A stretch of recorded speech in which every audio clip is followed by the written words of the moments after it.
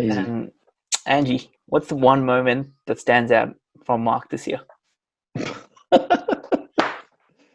There's quite a few. Pressure's on. I'll tell them about my training heroics of how good I am when I play on the field.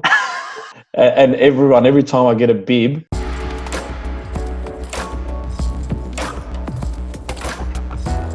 Okay, so welcome back to another episode here on Sandy Bay Media. As usual, give us a like, give us a follow. It helps the page out. We're joined by Mark and Angie. So Angie's over at the Icelandic club, which is KR Reykjavik. That one.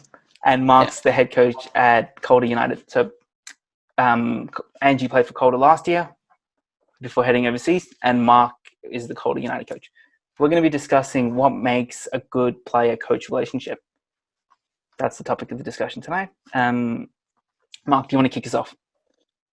Well, it's interesting because Angie's a very different cat to break. She's I think we had to break down a few barriers with her early, which once we did, she's no doubt one of the best players I've coached. But once that barrier is broken, I think she plays for you. She plays for the club. She plays for the girls. But yeah, she's a very.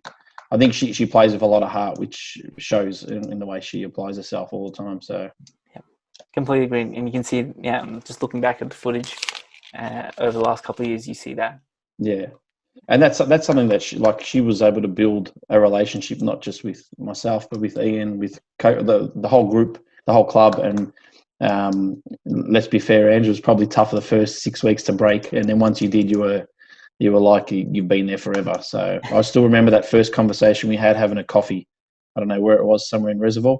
But then we broke that conversation, and once we did that, I think you just keep you just keep on going forward, which is great. Do you remember that conversation, Angie? Oh, yeah, I do actually. I think I was in the middle of a W League season. And I was just reviewing at what I wanted to do in the future. Yep. I just said, First question, I just said, Mark's also said it, so it's 1-1. Yeah. Mostly conversations with coaches are, here we go again. That's right. Again. Keep arming, mate. That's all right. I'm now just like super self-conscious. Okay, I'll start again. Fine, we're just rolling with it. All right. Most conversation with coaches are obviously you want to know them as a person, but also their plans for you as a coach, which is probably the most important thing about it. Mm-hmm. My footballing career has been relatively straightforward. I've been moving through the academies, all those programs, and then obviously into W League. I'm very inwards, I think. I can vouch for that 100% because I'll tell you now, right? Yeah. As I said, while myself and Angie, I think we've got a very interesting relationship in a player-coach thing, but I can see Angie, no matter who the coach is, male, female, someone that's an absolute mental case that will just scream the house down, or someone that is a pipsqueak and quiet. Yeah. I can see Angie just being the best player for that occasion, regardless of the coach, because one thing is she's very coachable, obviously, and she takes on board whatever the team requires and whatever role she has to do for the team. Mm-hmm. And I don't think it matters for her who that person is, because she just basically, well, this is my job. This is what I got to do. And regardless if you're the coach or someone else is the coach, I'm going to do it for you or for the team. I think so. Oh, there you go. I can see that. So we do have something very similar. We think the same. I think our player-coach relationship is more on a personal level as well.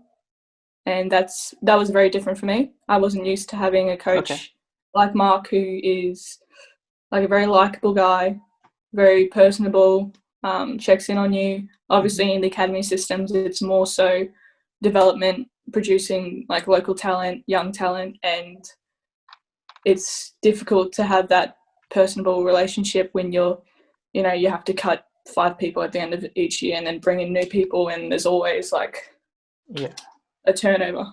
Yeah. That always makes it difficult. Speaking of Mark, how did you break down those barriers with Angie at the start of the year? And Angie, how did you find it? Well, Well, do you want to go first, Ange, or do you want me to go first? And you can feed off that. It depends. It depends if you want me to be brutally honest, or if you want to go first, and I'll just slide in details. I think I'll go first then. Yeah, you go first. No, I think like I said, those first couple of conversations with Ange that I noticed were obviously noticing she's very different in the way she is as a person, and that's the one thing that I feel is a trait for myself is everyone has to be treated very differently to get the best out of them, but then for them to get the best out of themselves. So I think it was just pure working together, maybe her believing in me as a coach that I can help a small part of her game and her development. And that's one thing that we definitely spoke about in that very first conversation we had when we had that coffee was I feel like I can help this part of her game. And like if I was to look back on that, I could definitely say that we broke down those barriers probably because Angie believed in that. That's true. The club, the girls, the coach, they can help me break that barrier of I need to fix this part of my game. And if I was to look at that now after 2 years, there's certain aspects of her game that have definitely changed since that point. So yeah, that's what I think anyway. Over to you, Angie. I think a big factor of our relationship is the bigger picture as well. So Calder United as a club is very family oriented, very loyal, and obviously high achieving. And I think those traits spill over to partial of what Mark's personality is as a coach as well. Oh, sorry. Oh, where did you go? Sorry, that was my low battery warning. I can start again. So Calder United as a club, it has a very big family-oriented environment, very success-driven, and I think those traits obviously carry over to partially of what Mark's coaching personality is, as well as a person. I don't think I ever experienced something quite like that. The connection with the girls, with the club, Mark's ability to bring out the best of all the players that he has. Obviously, last year we were the best team in the league in whatever competition we're put in. That's a very difficult thing to instill in a team, especially one that's a winning team, to keep winning and keep driving and not just be settled with, a cup final win or the premiership plate. There's always something more to strive for. And on a team level, that was awesome, but then also on a player level.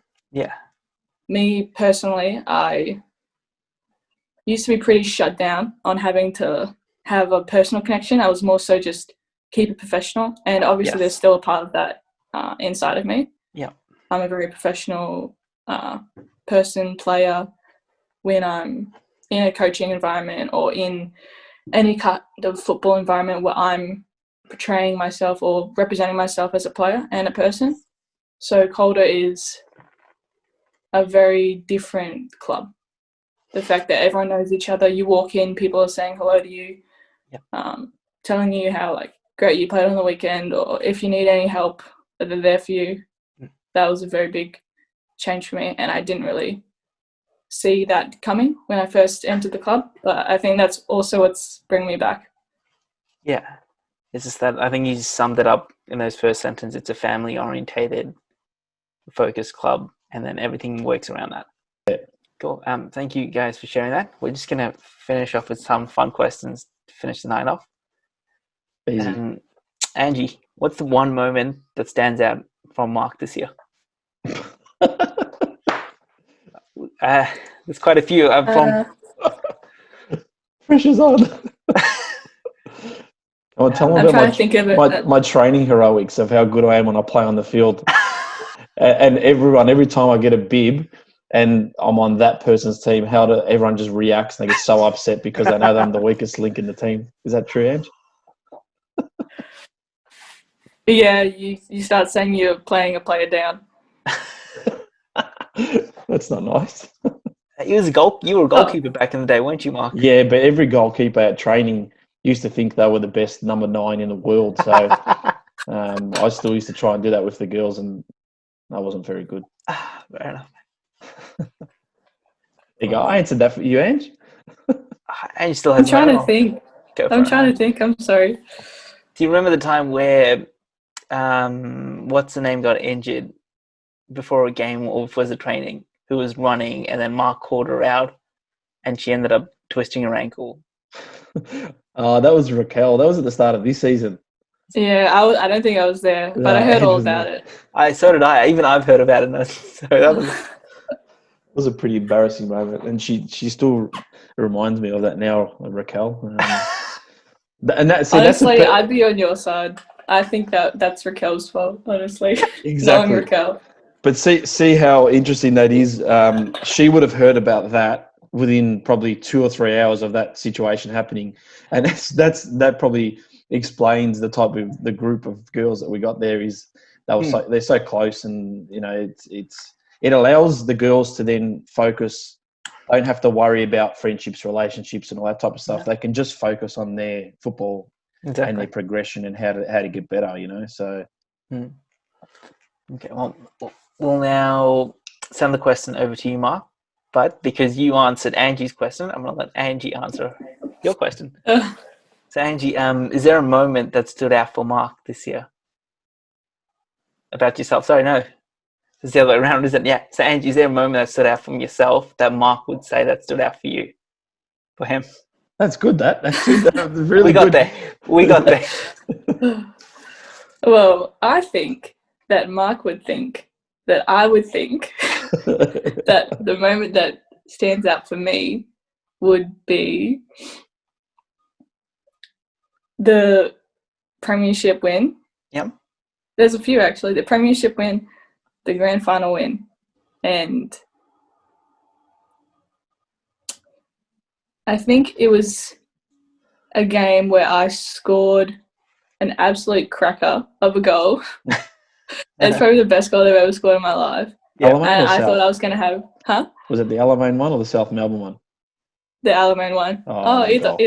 But probably the Alamein one. I thought I was going to have the worst game of my life. Yeah. And then I get out there and I 2 assists and then I score a goal. More importantly, you chipped the ex-Matilda captain. And that's with all respect to Bubs. True.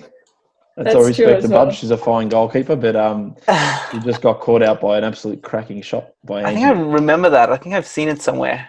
It was like a first-time hit off a pass from like 30 out. It was just ridiculous. I might have seen that somewhere, yeah. You might have to find that little bit of footage to add to this, I reckon. Oh, mate, Ryan will have it. Ryan will have it somewhere. Yeah, it's on my Instagram as well. Maybe that's where I've seen it. Yeah. It was a cracker. But the South Melbourne goal came second for goal of the year, and that goal didn't even register in top 10. I was mad. I was mad about it. What was the goal?